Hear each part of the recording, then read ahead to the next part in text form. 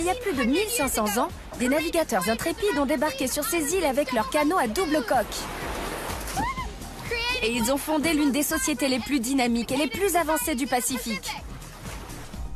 Mark Twain disait de cet archipel, c'est la plus belle flotte d'îles jamais ancrée à la surface des océans.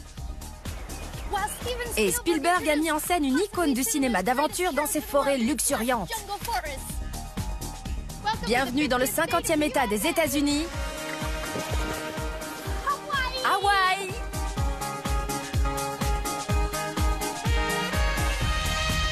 L'archipel d'Hawaï se trouve au milieu du Pacifique central, à 3000 km de la côte californienne.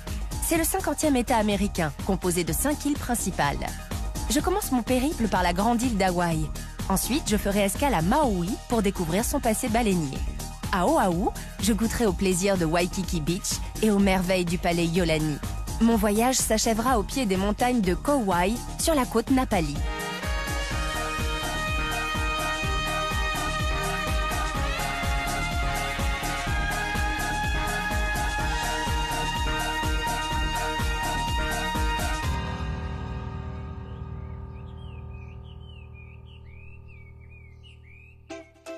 Hawaï, le jardin d'Éden des navigateurs polynésiens et la porte d'entrée occidentale des États-Unis. Les premiers ont cultivé des produits que les seconds ont vendus au monde entier. Pour venir ensuite les revendre ici. Hawaï importe aujourd'hui les 3/4 de ses denrées alimentaires. Pas vraiment hawaïen. Mais très bon quand même. L'archipel d'Hawaï, composé de 132 îles, associe étroitement les deux cultures polynésiennes et américaines. Je devrais plutôt parler d'identité multiple, parce que les premiers colons ne représentent plus que 12% de la population. Ce sont principalement les Américains et les personnes natives d'Asie qui font sa richesse ethnique. Je pense surtout aux Japonais qui ont émigré comme main-d'œuvre au moment du grand boom agricole, quand des hommes d'affaires américains multipliaient ici les plantations à la fin du 19e siècle. Hawaï a longtemps été une mosaïque de royaumes polynésiens finalement unifiés au début du 19e siècle par le grand roi conquérant Kamehameha Ier. La monarchie hawaïenne a été renversée en 1893 et les États-Unis n'ont pas tardé à s'approprier l'archipel. Les deux spécialités exportées par Hawaï sont le hula et le surf que le grand public a découvert grâce à un médaillé olympique de Honolulu, Duke Kahanamoku.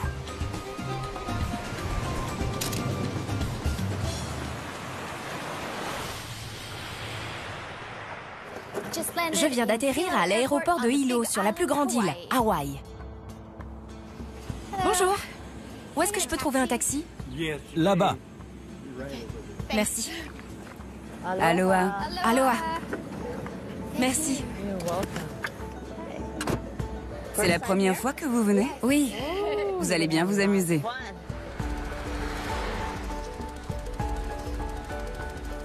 Aloha, ça veut dire bonjour et au revoir? Oui. Si vous faites un signe de la main, aloha veut dire au revoir. Mais si vous ouvrez les bras pour accueillir quelqu'un, cela signifie bienvenue.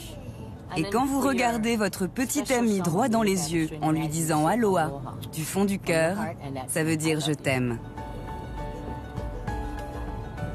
Vous êtes d'Hawaï?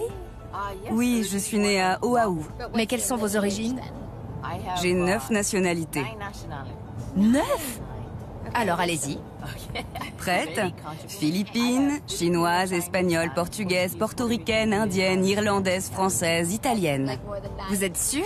Il y en a bien 9, on m'appelle Mixed Plate. Mixed plate? Comme le plat de viande? Hawaï a été colonisé en tout premier par des navigateurs polynésiens qui parcouraient le Pacifique à la recherche d'îles fertiles. Ils naviguaient en se repérant grâce aux étoiles et à la direction de la houle.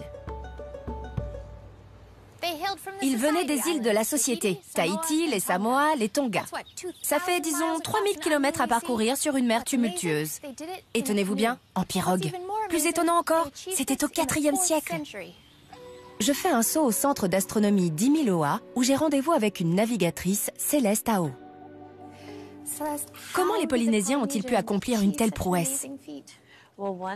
Il leur a fallu d'abord du génie et de l'imagination. Il faut déjà rêver à cette idée, c'est ça? Tout à fait. On ne peut aller nulle part sans un bateau. Ce qui nous amène à ceci, le Hokulea. Oui, c'est une pirogue double qu'on appelle plus simplement le Huaa. C'est un peu le vaisseau spatial des temps anciens. On peut le voir comme ça. Il fallait qu'il puisse résister au vent, à la pluie, aux fortes vagues, et il devait pouvoir transporter un équipage, tout en gardant une certaine flexibilité. En fait, la pirogue doit être aussi dynamique que l'environnement dans lequel elle voyage. Il y avait combien de personnes à bord pendant ces traversées épiques? Quand on navigue aujourd'hui, il y a en moyenne 11 à 16 personnes à bord. En haut, il y a des couchettes pour l'équipage. Et au fond, ce grand espace ouvert sert à stocker les provisions, dont l'eau, évidemment.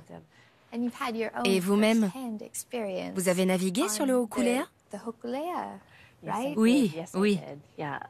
L'an dernier, j'ai eu l'honneur et le privilège d'aller de Aitutaki, un petit atoll des îles Cook au Samoa, à 1000 milles nautiques. J'ai ma famille au Samoa. J'ai fait la traversée, je suis retournée sur mon île 10 ans après l'avoir quittée.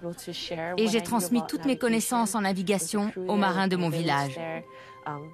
Mais le voyage n'est jamais fini, il ne fait que commencer.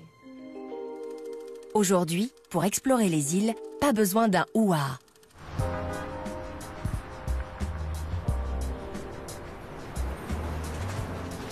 $25 la journée? C'est imbattable. Bonjour. Aloha, bienvenue chez nous, comment ça va? Très bien, merci. Il me faut un vélo. Vous êtes à la bonne adresse. Vous avez une préférence?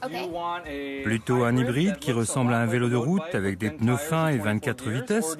Ou un vélo à 7 vitesses avec une assise et une position plus confortable? Je vais me balader le long de la plage.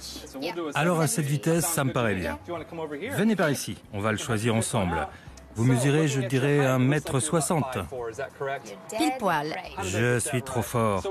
Alors, on a deux types de vélos à 7 vitesses. Un modèle femme avec un tube de selle incliné ou un cadre normal. Un vélo d'homme, plus traditionnel. À votre avis, lequel conviendrait le mieux? Le vélo de femme. Le spécial femme.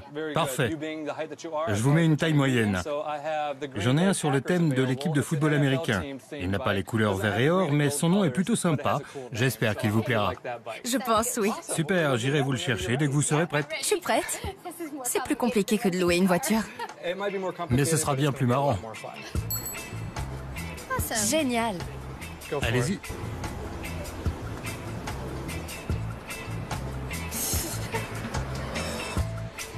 La côte de la Grande Île est bordée de longues promenades et de jolies stations balnéaires destinées aux touristes soucieux de leur confort. Hawaï est une destination de plus en plus prisée. Elle attire près de 8 millions de visiteurs par an. Les tout premiers touristes arrivés à Hawaï ont débarqué dans la baie de Kealakekua il y a plus de 200 ans.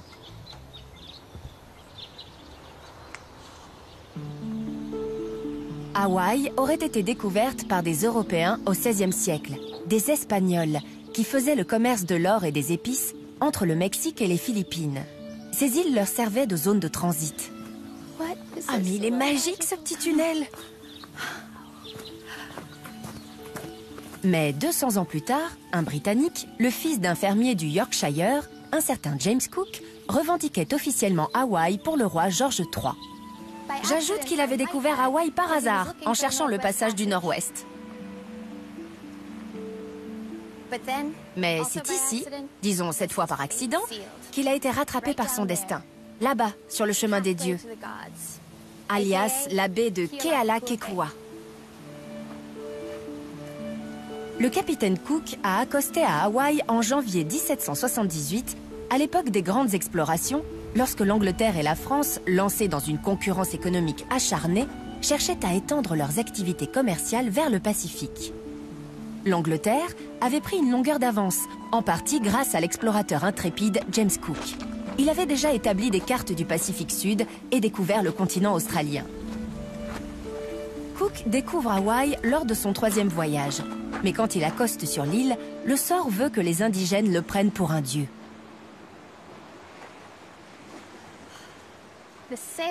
Les voiles et les mâts de ces navires à l'approche ressemblaient vus d'ici à des arbres. Une forêt flottante qui avançait sur la mer, ballottée par les vagues. Cette vision a fait naître un rêve, celui d'une île flottant vers un rivage secret. Tout au moins dans l'imagination des Polynésiens qui vivaient ici. Était-ce une prophétie? Ou bien les clans de la Grande Île ont-ils vu dans les vaisseaux royaux qui s'approchaient ceux de leur dieu céleste, Lono, qui était censé revenir dans la même période sur une île flottante? C'est ainsi que le capitaine Cook a été accueilli à Hawaï comme une divinité, un homme immortel plein de grandeur et de bonté, digne des privilèges les plus sacrés. Son arrivée dans la baie coïncidait avec la fête de Makahiki, un grand rituel en l'honneur de Lono. Donc, en toute logique, James Cook a été accueilli par 10 000 soldats et 1000 pirogues chargées de présents en provenance de ce merveilleux jardin d'Éden. Ça s'est passé là-bas. Cook a repris la mer, mais une tempête a brisé le mât de son navire et il a été obligé de revenir de ce côté de l'île. Sauf que les indigènes n'étaient pas très contents de le voir revenir. Pour tout dire, les choses ont mal tourné. Cook n'était plus le bienvenu. La saison des célébrations en l'honneur du Pacifique Lono était finie et avait fait place à la saison de Ku, le dieu de la guerre, comme va nous l'expliquer l'historien Boyd Bond. Donc Cook débarque la première fois pendant la fête de Lono, le dieu de la fertilité, là où on l'accueille à bras ouverts. Mais quand il revient 2 semaines plus tard, c'est le dieu de la guerre qui est de service.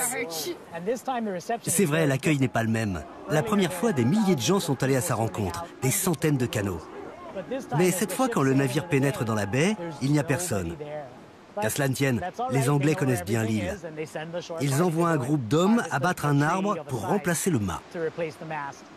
Un soir, après avoir quitté le rivage à bord de leur petit bateau, les Anglais décident de laisser celui-ci dans l'eau, attaché au navire par une amarre.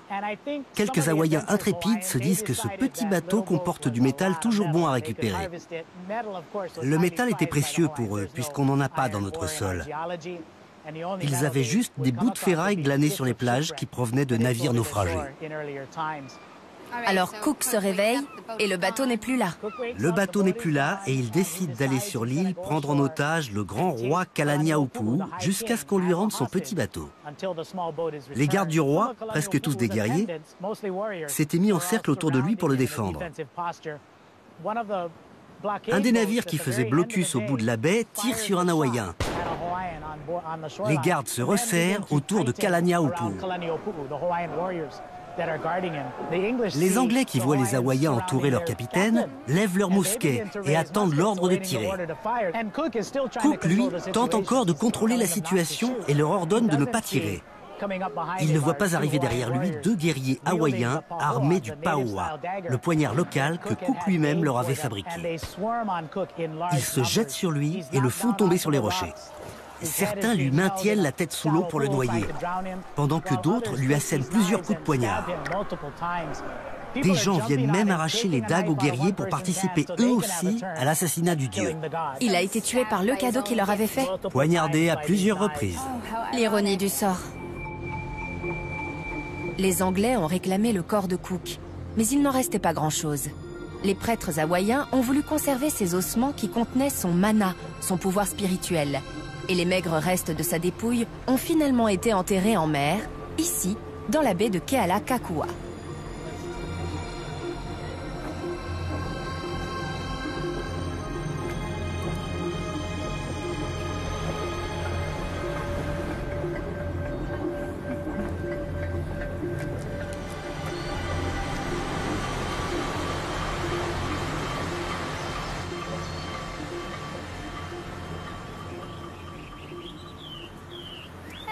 Bonjour. Aloha. Je vais pas pouvoir résister. Ils sont superbes. Merci beaucoup. Ils sont en quoi? En feuilles de cocotier. Il y en a plein par ici. Je grimpe dans un arbre, je cueille quelques feuilles et je redescends. Je vais vous en prendre un. Tenez, Merci. Il est superbe. C'est bien? tournez-le pour que la rose soit devant. Voilà, les gens ne vont pas se moquer de moi. Pas du tout. C'est typiquement hawaïen. Et ça protège bien du soleil. Exact, il m'en fallait un. Vous verrez, vous ne pourrez plus vous en passer. Il n'y a que là que je n'aurai pas de coup de soleil. Allez, aloha et merci. Mahalo. Il y a des plages sublimes sur le fond de mer, mais elles sont presque toutes privées. Alors ne faites pas comme le capitaine Cook. Si vous voulez débarquer ici, choisissez bien votre endroit.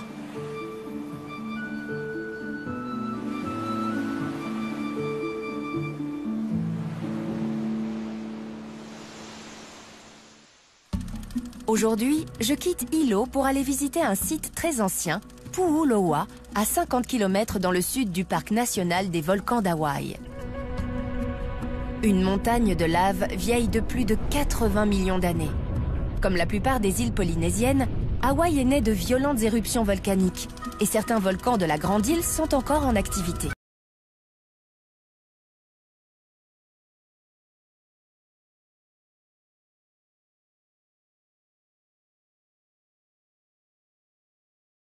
Depuis 1983, il crache 5 mètres cubes de lave par seconde sur les terres verdoyantes de l'île tropicale. Résultat, celle-ci a gagné à peu près 50 hectares en superficie. Ces paysages lunaires que les géologues appellent pahoho. C'est sur cette terre volatile que les premiers Hawaïens ont bâti des mythes liés aux forces de la nature.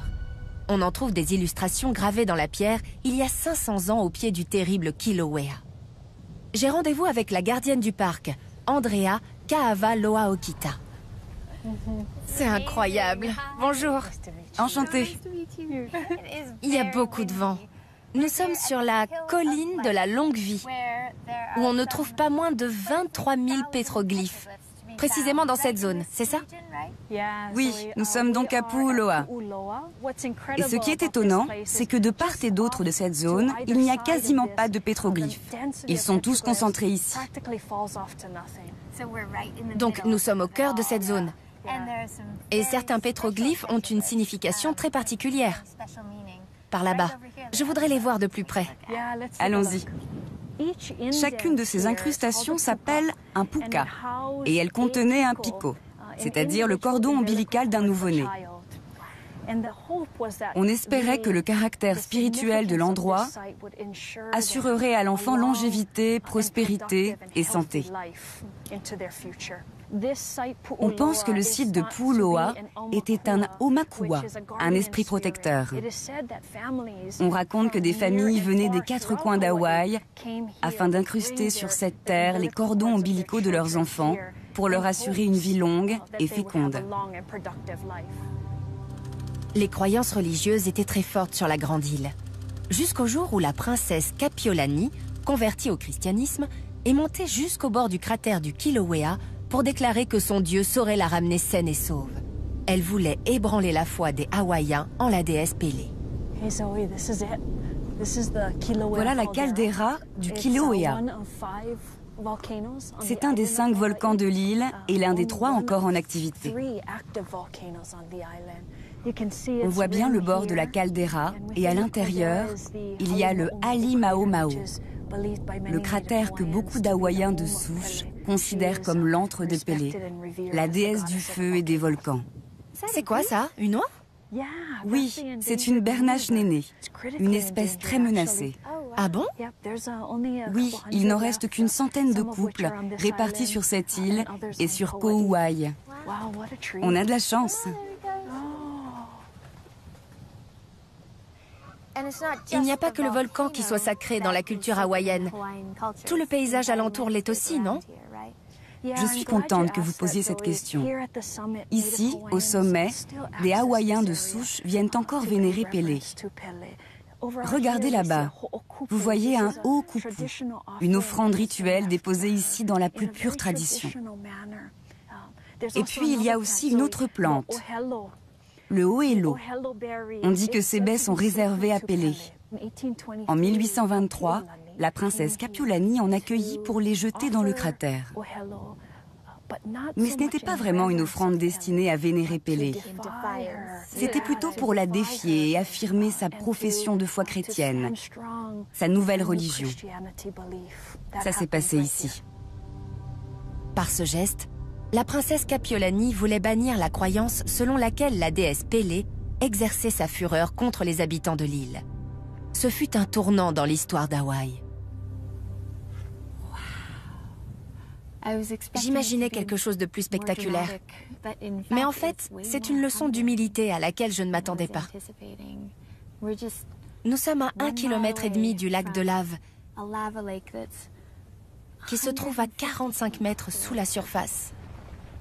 C'est très impressionnant. Tandis que ses serviteurs chantaient des cantiques, la princesse Kapiolani jetait des baies d'eau et l'eau dans le cratère.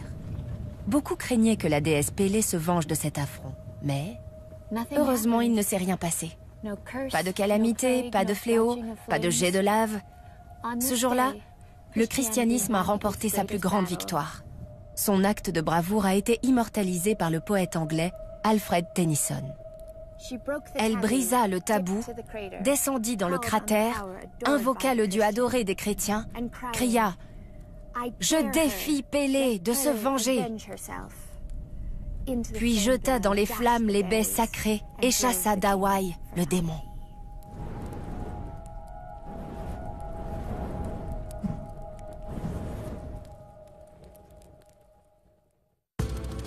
Et hop, on reprend l'avion.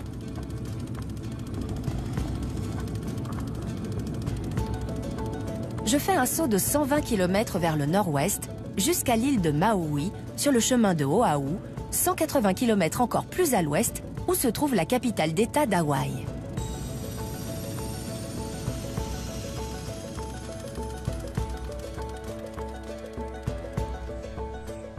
Maui, une île montagneuse de toute beauté. Elle est devenue une destination touristique dans les années 1960.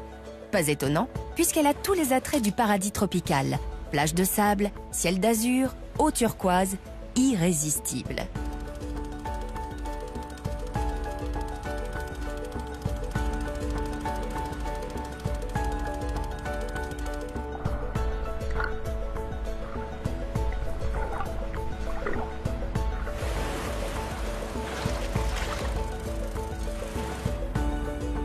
Sur la côte ouest de Maui se trouve Lahaina.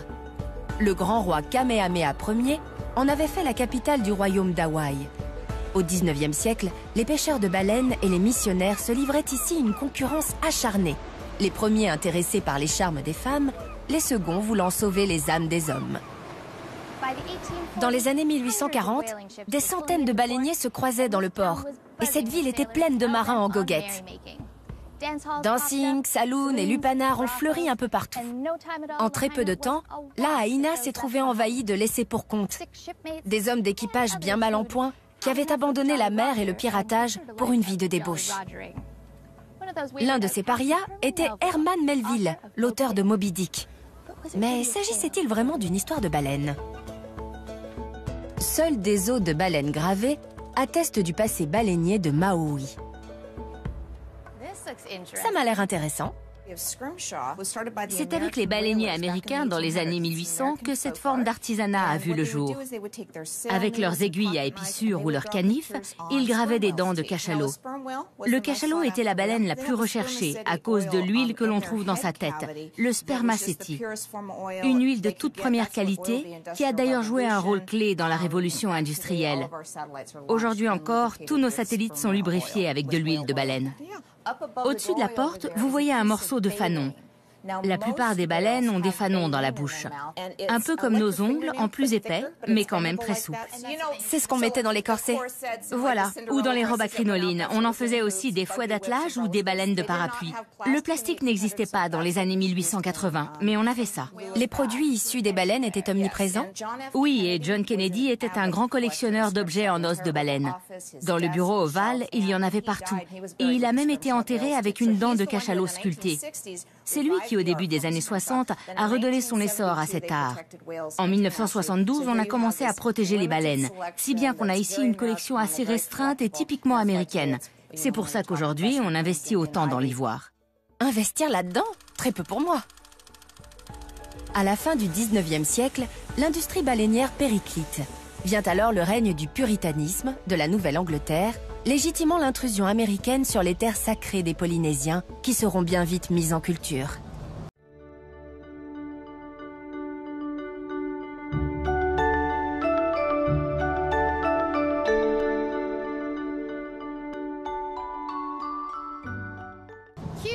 Le sucre en morceaux.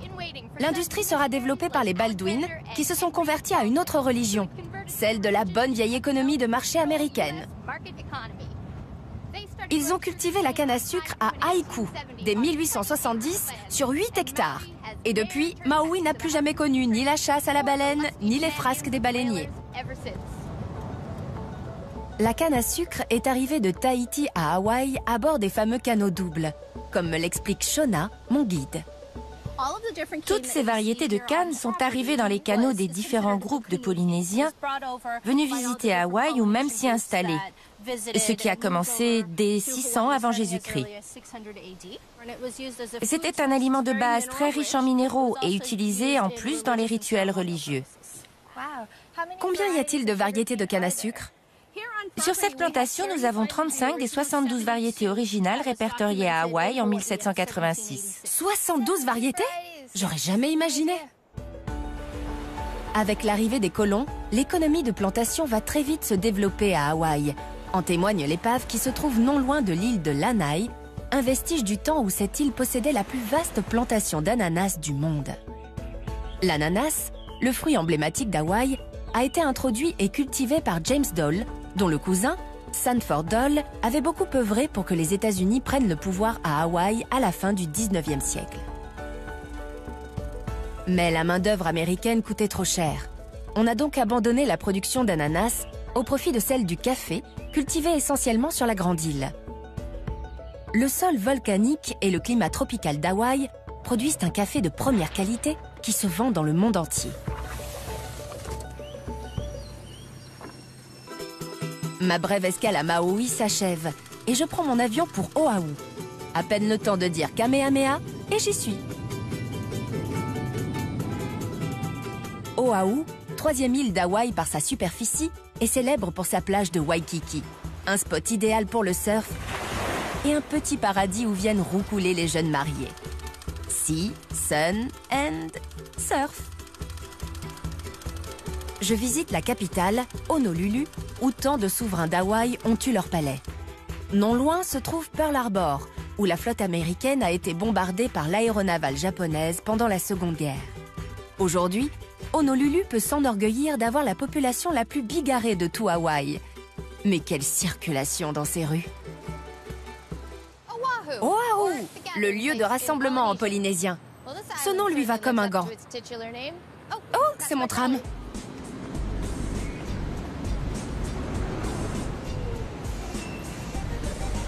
Quand Hawaï est devenu le 50e État américain en 1959, le transport aérien était en plein essor et les touristes sont arrivés en masse.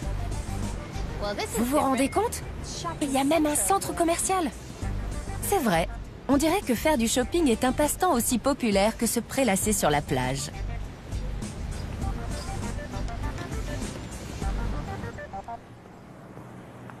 Si vous voulez rester au centre de Waikiki, sur la plage, ça va vous coûter cher. Mais pour découvrir cette vieille institution, ça vaut le coup. Elle a ouvert ses portes en 1901. C'est l'hôtel Moana Surfrider. Aloha!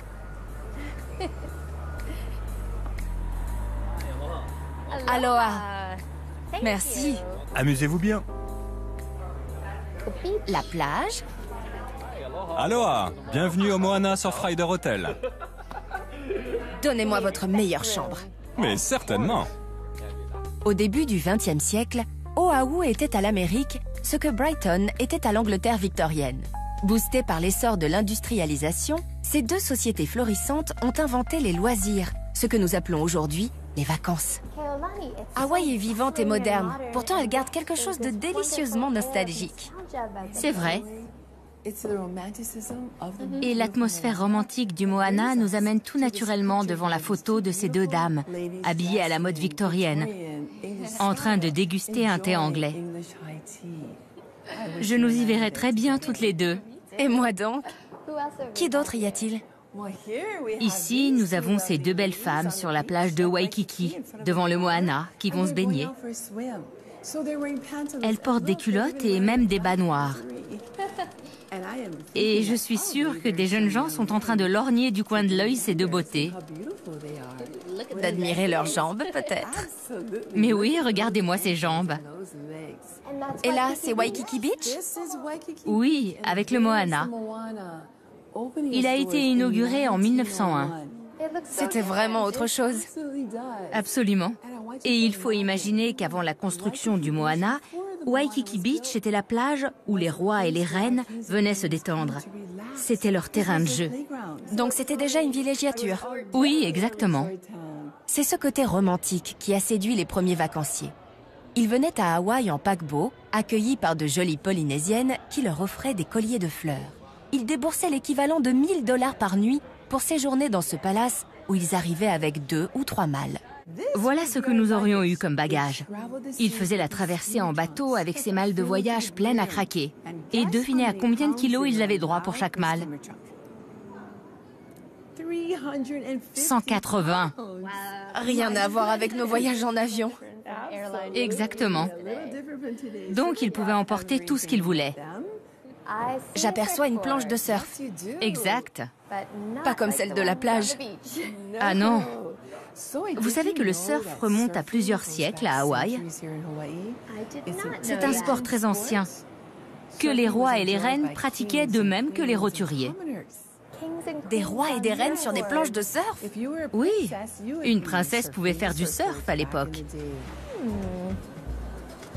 Il y a quelques 1700 ans, les pêcheurs polynésiens revenaient avec leur pêche, debout sur des planches en bois. C'est l'origine du surf. Elles ont intérêt à être solides, les planches. Surfer est devenu le sport favori des souverains. Il est arrivé à Hawaï avec les colons polynésiens et leurs canots à balancier. C'est cette ancienne embarcation que je veux essayer à Waikiki Beach.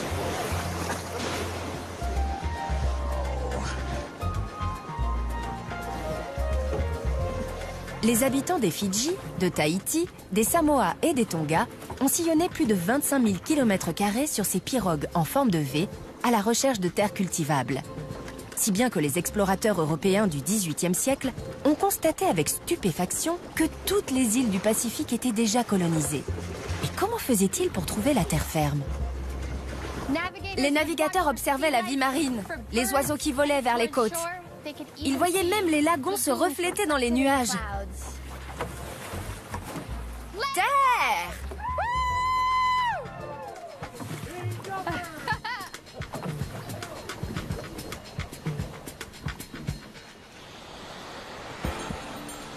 Le soir tombe sur la plage de Waikiki. Et je passerai bien ce début de soirée au Moana. Y a quelqu'un ici? Non! Super! Aloha, bienvenue au Beach Bar. Aloha, merci. Vous désirez? Qu'est-ce que vous me conseillez? Quelque chose de typiquement hawaïen, le Mai Tai. Cet hôtel en est l'inventeur. On commence avec ça? Parfait.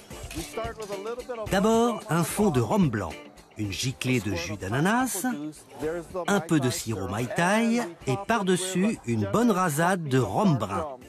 On ajoute un quartier d'ananas, du citron vert, une cerise et une belle fleur pour la dame. Oh là là, c'est superbe! C'est tellement beau que j'hésite à le boire. Mais je vais pas hésiter longtemps. Peter, on m'a parlé d'un cocktail qui s'appelle le Lava Lava. Ici, on l'appelle le Lava Flow, parce qu'il imite la lave qui coule sur les flancs du mont Mauna Kea. Donc, vous avez une couche de blanc au-dessus et du rouge qui descend. Et voilà un Lava Flow. Voilà ce que je voulais. C'est mon préféré. Vous avez soif? Oui, tenez. Merci. Je vous en prie. Qu'est-ce que c'est le rose? Non, celui-ci, je le garde. Je prends celui avec la fleur. À la vôtre.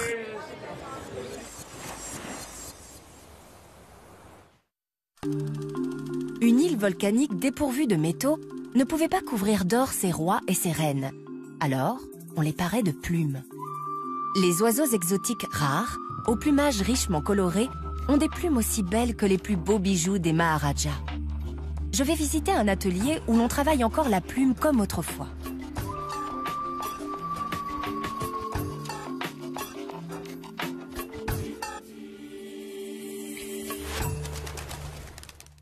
Nous sommes dans l'atelier de Mele, qui a repris l'entreprise familiale du travail de la plume. C'est une tradition ancestrale. Ces objets étaient exclusivement réservés à nos princes et nos princesses, aux souverains. Les motifs des capes, leurs couleurs et leur longueur variaient beaucoup suivant le rang de la personne. Par exemple, la cape du roi Kamehameha Ier lui descendait jusqu'aux pieds, disons jusqu'aux chevilles. Et elle était jaune unie. Mais ces plumes jaunes ne provenaient pas d'un oiseau jaune. Elles provenaient d'un oiseau noir qui avait sous chacune de ses ailes 2 plumes jaunes. Ça faisait donc 4 plumes par oiseau. Et comme il y avait 5 plumes par plumet, il fallait plus d'un oiseau pour faire un seul plumet. C'est vraiment comme ça? Oui, oui. Ce sont des plumes de mammaux. D'après nos légendes, il a fallu 10 générations pour récolter les plumes nécessaires à cette seule cape. Pas pour la confectionner, rien que pour rassembler les plumes. Pour confectionner une cape royale aussi magnifique que celle de Kamehameha, il fallait 80 000 mammaux noirs. Pas étonnant que cela ait pris 10 générations. Une prophétie avait annoncé, des générations auparavant, qu'un grand homme viendrait un jour unifier toutes nos îles. Avant Kamehameha, chaque île avait son propre souverain. Lui, il a réalisé cette prophétie.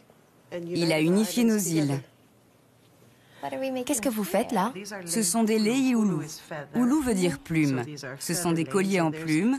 Il y en a plusieurs sortes. Je peux essayer? Bien sûr. Je vais essayer de ne pas me tromper. C'est la première fois. Vous avez le droit. Alors, vous prenez une plume et vous posez la pointe sur le brin de laine. N'importe où? Juste sous la ligne. Et je fais 3 tours. 3 tours, oui. Et ensuite, on fait un nœud. Qu'est-ce que c'est ces grands trucs? Ce sont des kaili pa'alima. Les kaili étaient des symboles de royauté, des sceptres en plumes. Certains faisaient 3 mètres de haut, d'autres jusqu'à 15 mètres. Ils avaient 2 fonctions. D'abord, les dames d'honneur s'en servaient pour éventer la princesse ou la reine, mais quand les rois entraient dans un édifice, ils ne pouvaient pas prendre leur grand kaili. Alors, ils prenaient à la place ce kaili pa'alima. Ah, le plus petit? Ce sont des attributs royaux, pas des plumeaux. Non, ça me serait pas venu à l'idée. Ils ressemblent pas à des plumeaux d'ailleurs. Honolulu a été proclamée capitale royale d'Hawaï par Kamehameha III au milieu du 19e siècle. Mais à la fin des années 1800, les rois d'Hawaï ont été particulièrement séduits lors de leur voyage en Europe par les grands palais italiens, témoins de la grandeur passée des empires grecs et romains. Le palais Iolani, cet édifice à 2 étages, de style néo-renaissance américaine, associe des critères architecturaux classiques, colonnes romaines, grandes galeries, aux motifs floraux typiquement hawaïens. Parmi ces rois voyageurs, le fils d'un grand souverain dit le joyeux monarque, alias David Kalakaua. Eh bien, il voulait faire de Honolulu non seulement la capitale d'Hawaï, mais celle de tout l'empire polynésien. Y a quelqu'un? À l'intérieur, on est accueilli par un grand escalier en bois de koa. Et il y a aussi un très beau piano en koa dans le salon bleu, sous un portrait solennel du joyeux monarque. Ce palais, l'œuvre de l'anglais Thomas Baker, avait un caractère pour le moins iconoclaste dans le paysage hawaïen. avec tous ces bibelots typiquement occidentaux. Sita, pourquoi les souverains hawaïens étaient-ils si amoureux du mode de vie européen? Essentiellement parce qu'ils voulaient envoyer un message au reste du monde. Nous sommes modernes et capables de faire du commerce avec le monde entier. De même, leur constitution avait rendu l'éducation obligatoire. Si bien qu'à Hawaï, il y avait un taux d'alphabétisation proche de 100% vers 1860. C'est énorme! Oui. Donc, ils tenaient à s'affirmer dans le monde. Tout à fait. Kalakaua organisait aussi de grandes réceptions ici. Il invitait des personnalités du monde entier. Et surtout, il les mettait en contact avec des gens du monde des affaires qui vivaient à Honolulu. Cette pièce est grandiose. Et ces lustres, incroyables. Kalakaua avait vu des lumières électriques sur un paquebot en 1879, visité l'exposition internationale d'électricité à Paris et rencontré Thomas Edison à New York en 1881. À la suite de quoi, il a fait construire à ses frais une usine électrique et il a fait installer l'électricité dans tout le palais, 4 ans avant la Maison Blanche. Kalakaua était vraiment en avance sur son temps. Il s'intéressait beaucoup aux nouvelles technologies. En plus de la lumière électrique, au moment de la construction du palais, il a fait installer le téléphone, qui avait été inventé 5 ans plus tôt seulement. Ça semble paradoxal qu'une culture traditionnelle veuille accéder à la technologie comme ça. C'est pas logique. C'est parce que Kalakaua s'intéressait personnellement à tout ça. Beaucoup disent qu'à notre époque, il aurait appelé Steve Jobs et Bill Gates pour leur commander des bêta-tests de tout. Aloha Oahu. Pour la dernière étape de mon voyage, je me rends dans la fameuse jungle d'Indiana Jones. Enfin, si je ne rate pas mon avion.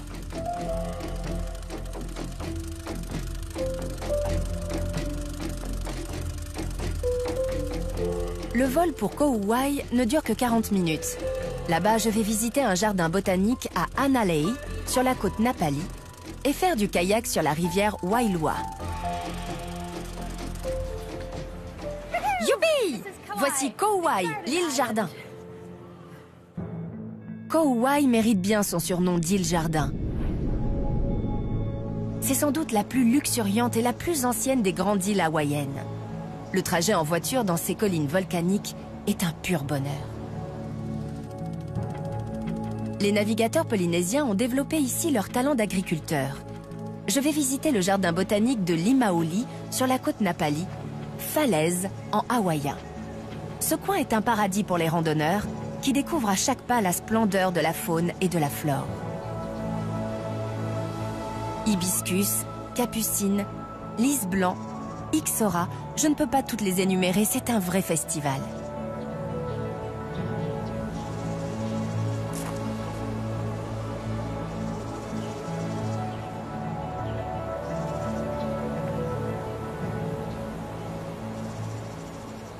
Et ces textures, c'est fou!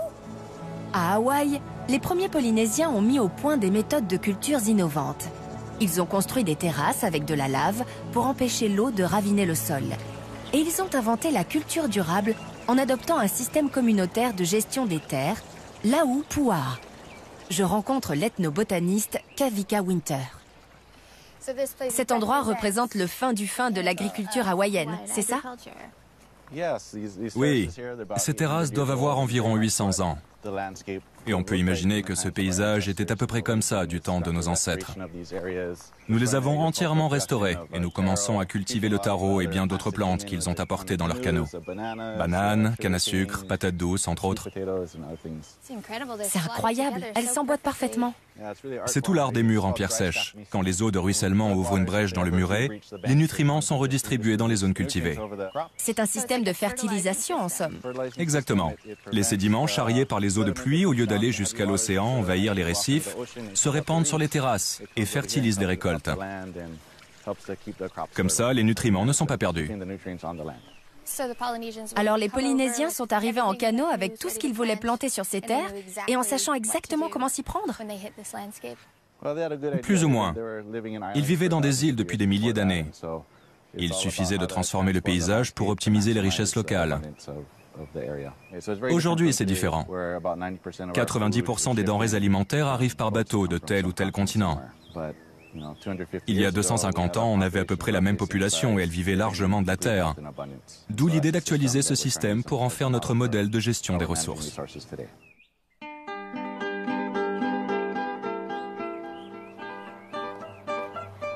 Me voici devant le Black Pearl. Mais c'est pas des perles noires que je viens chercher. C'est le coquillage du soleil levant. Bonjour. Bienvenue à Hawaii Lailai Gallery. Merci. Vous êtes déjà venu? Non, mais on m'a dit que vous aviez des coquillages du soleil levant. C'est ce que je cherche. Effectivement, nous avons de très beaux bijoux en coquillage du soleil levant. Voici notre fameux coquillage hawaïen. C'est très beau. C'est leur couleur qui les a rendus célèbres. Vous voyez, on dirait vraiment les beaux couchers de soleil qu'on a ici. Impressionnant, non? C'est magnifique, non? Vous ne voulez pas l'essayer? Pour voir ce que ça donne. Je vais vous aider. Il y a un miroir là-bas. Et on ne les trouve qu'à Hawaï? Oui. Ils sont très rares et très spéciaux, ces coquillages. Oh oui. Qu'en pensez-vous? J'adore. C'est agréable à porter. Oui, c'est vrai. Et on les trouve sur quelle plage? Sur plusieurs plages. Mais c'est un peu secret, vous voyez? Et vous ne voulez pas le dire? On les ramasse sur quelques plages tout autour de l'île. Les gens en trouvent à Polioli et à Omahi, ici, sur la côte nord. Et ça coûte à peu près combien? Celui-ci coûte 5 800 $. Mais c'est parce qu'il comporte un assez grand nombre de ces coquillages exceptionnels. Et aussi de magnifiques rubis à facettes. Ah, c'est des rubis? Oui, vous avez très bon goût. Je vous arrête tout de suite. Les rubis, ça rentre pas dans mon budget. Vous savez ce qui est beau? Je vais me contenter d'une photo.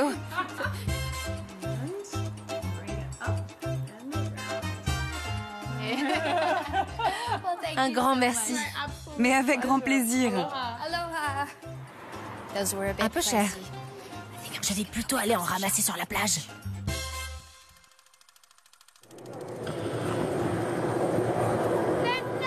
Il n'y a pas mieux pour admirer le paysage luxuriant et les plus beaux endroits de cette île qu'un petit tour dans les airs.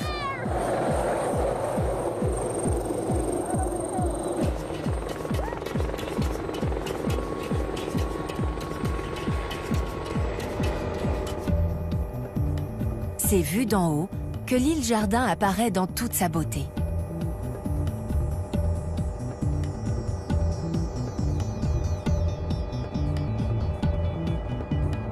Des forêts d'émeraude,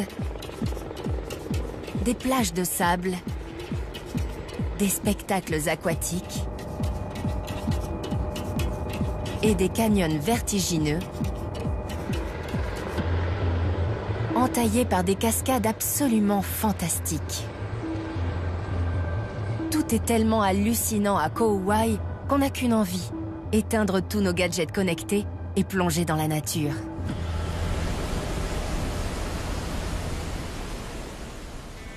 Alors, je vais finir mon aventure hawaïenne en beauté en allant pagayer sur la rivière Wailua avec mon ami Forrest. Fonce, Forrest, fonce!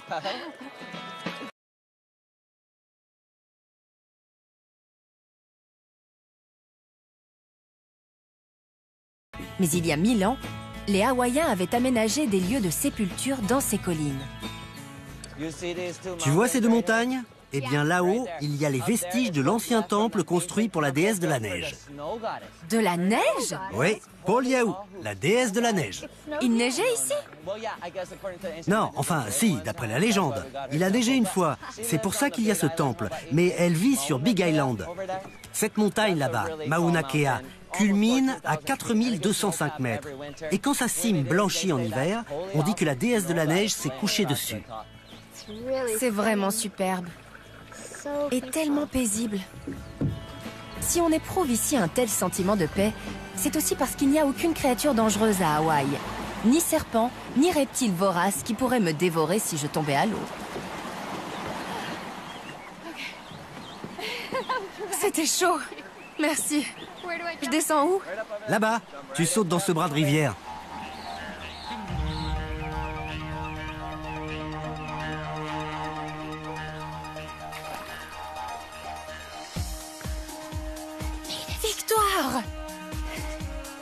J'ai encore un truc à faire.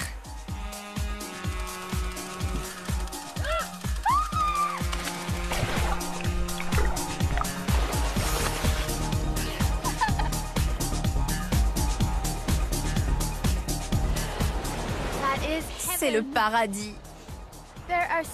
Il y a tellement de choses superbes à voir et à faire ici qu'on a tendance à oublier qu'avant ces îles n'étaient que des rochers. Et il ne faut pas perdre de vue non plus qu'Hawaï est, et a toujours été, un lieu sacré, surtout pour les premiers Polynésiens qui y sont arrivés. C'est important de respecter ça quand on y vient prendre du bon temps. Pour s'en souvenir, il suffit de contempler ce paysage incroyable.